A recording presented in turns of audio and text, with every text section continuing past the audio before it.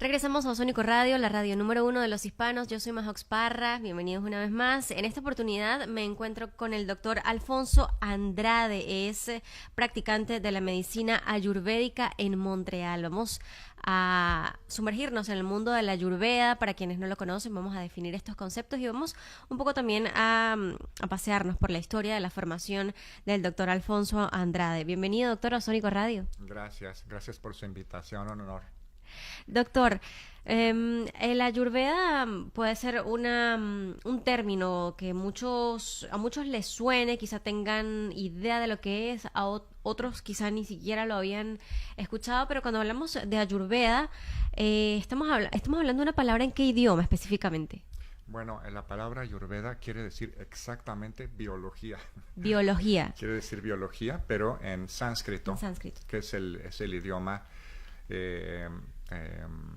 la lengua madre de la que dio origen al hindú, que es el idioma más generalizado en la India. Ayurveda sí. Ayurveda quiere decir ciencia de la vida. Ciencia de la vida. Ciencia de la vida. Y bueno, por esto que usted nos acaba de definir, podemos entrever que es una medicina oriunda de la India. Sí. El origen, ¿quiere que le hable sobre el origen? Sí, es súper interesante. Había un grupo, hace unos 5,000 años, un grupo de sabios que solamente se dedicaban a meditar, eran los Rishi. Y los Rishi lo único que hacían era meditar. La gente, por ejemplo, las mujeres les llevaban comida, les lavaban su ropa y todo. Lo único que ellos hacían era meditar. Si les llegaba dinero, lo repartían, no se quedaban con él, porque no lo necesitaban. Entonces, era increíble su vida. Y ellos tenían percepciones de meditación muy profundas, aunque estuvieran despiertos o dormidos. Ellos tenían estas percepciones. Por ejemplo, ellos sabían que una flor que se llama Brahmi, que es una flor que se utiliza en Ayurveda, que es muy importante, que sirve para tranquilizar y para enfriar, por ejemplo, el hígado. Las personas que hacen pues corajes muy fuertes o que tienen una manera de enfrentar la vida con mucha rabia, es una cosa que tranquiliza muchísimo la mente. Y cuando se tranquiliza la mente, usted tranquiliza también su hígado. Entonces los Rishis descubrieron eso, ni siquiera probaron la planta, dijeron, eso es lo que hace esta planta. La probaban y veían que era perfectamente preciso. Era un grupo de sabios, los Rishis, escribieron esos tratados en un documento que se llama Shikitsa, que quiere decir tratamiento. Y sí. Entonces podemos ver también que sí. como en otras sí. teorías, en otras ramas de la medicina alternativa, si se quiere, el Ayurveda también conecta y tiene como principio que la raíz de las enfermedades entonces tiene mucho que ver o tienen el origen en sentimientos, emociones, que son, digamos, razones mucho más que físicas, sí. ¿no? Claro, sí.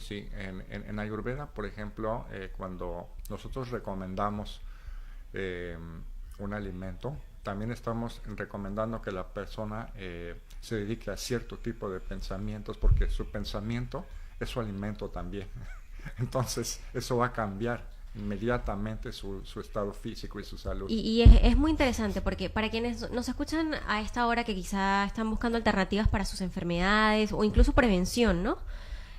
¿Cómo actúa? Incluso prevención. Ah, sí, claro. ¿Cómo viene a actuar el Ayurveda en la vida de las personas que buscan prevención y cura? Bueno, es muy interesante esa pregunta, sobre todo en un mundo en que realmente no vivimos en un mundo de prevención, sino cuando ya se da el problema. La prevención en Ayurveda se da en 5 etapas. Hay una acumulación. Primero hay una acumulación de alguna de las energías que son los doshas. Bueno, sería muy largo expandirse en eso, pero cuando la persona se encuentra de alguna manera, por ejemplo, un problema de piel o un dolor o algo, entonces eso ya comienza a acumularse, Después hay una manifestación, después hay un desbordamiento. Después del desbordamiento hay una localización, que es cuando ya se dice esta persona tiene, por ejemplo, un cáncer, ¿no? Una cosa así. Y lo otro es el desbordamiento, es la expansión, que es cuando se llama metástasis. Le doy el ejemplo más drástico, Okay. pero también puede ser en el caso de la gripa. Hay una acumulación de frío, etcétera, y entonces la persona empieza a manifestar con medio de la tos, etcétera, y lo mismo se da. Luego se puede expandir, y la expansión, por ejemplo, de la bacteria o del problema de un simple catarro se puede convertir en una pulmonía, porque se expande a otros órganos, ¿no? Y tanto así, digamos, como en la religión, Sí. en el tema de la salud, en el que tenemos tantas teorías y tantas ramas alternativas, habrán en la salud los ateos, los que dicen, pero bueno, ¿cómo este doctor me va a decir que la gripe no me dio porque venía en el autobús y habían bacterias en el autobús? ¿Qué tiene que ver las bacterias del autobús con ese desbordamiento, esa consecuencia de algo que inició en otro momento? Sí. El sistema inmunológico tiene que ver con nuestros sentimientos y con nuestro estado emocional, totalmente. Una persona que tiene una vida emocional equilibrada es mucho menos propensa. Dos personas que se suben al mismo autobús, una que tiene una vida emocional muy difícil y otra que tiene una vida emocional equilibrada, el que tiene una vida equilibrada, aunque esté pegado y le tosan en la cara, es mucho menos propenso a que le dé la gripa. Pero el otro, el que tiene su sistema inmunológico herido, por así decirlo, o muy propenso, va a tomar las bacterias.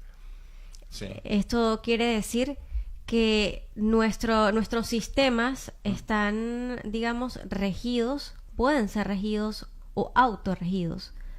Pueden ser controlados por nuestra mente y no al revés, no nuestra mente actuaría en consecuencia de lo que hacen nuestros sistemas biológicos. Pues es mucho más, eso es muy cierto, y la respuesta es mucho más profunda. Si usted va a la Biblia, por ejemplo, y la Biblia cristiana, pero también puede ir a los Vedas, que son los libros sagrados de la India, la creación vino de lo invisible.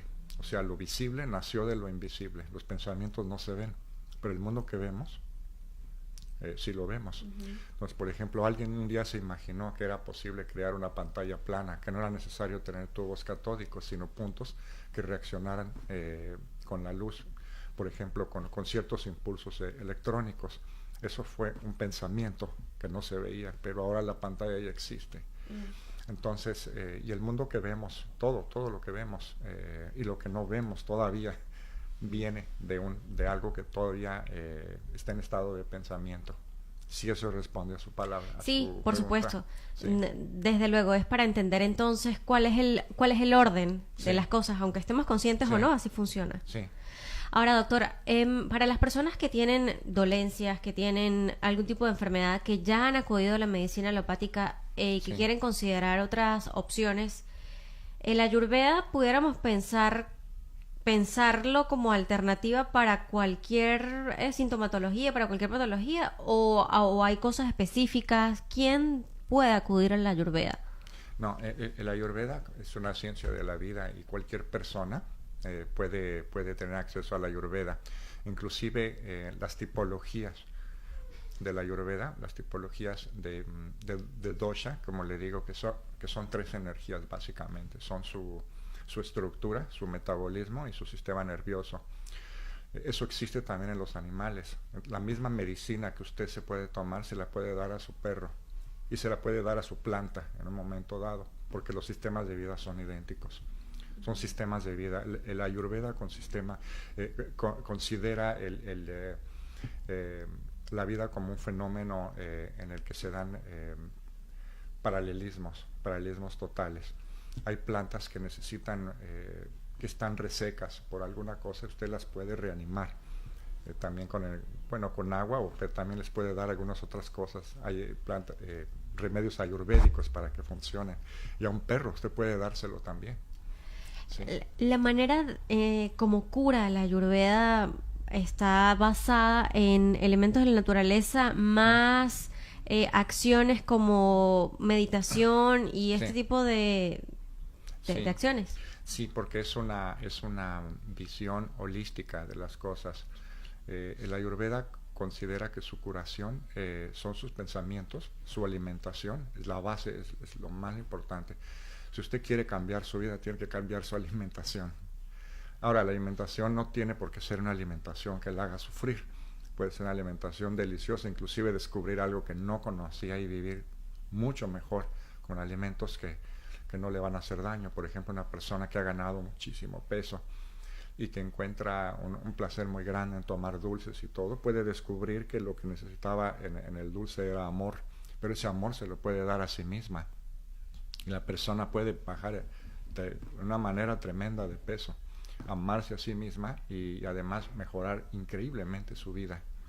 Estamos hablando de que no necesariamente una persona que tenga alguna afección en su salud se va a curar tomando un remedio, sino que va a ser más bien una introspección Sí. que va a ser el primer paso de la cura y luego involucrar en su dieta, si se quiere, y en sus rutinas Sí. elementos de la naturaleza que van a curarle, ¿sí? Que van a servir como medicina. Sí, efectivamente. A veces a la persona no se le recomienda una medicina o un tratamiento herbolario, simplemente se le recomienda que cambie su estilo de vida, que medite, o masajes, pueden ser masajes, automasajes, que es una forma de amor.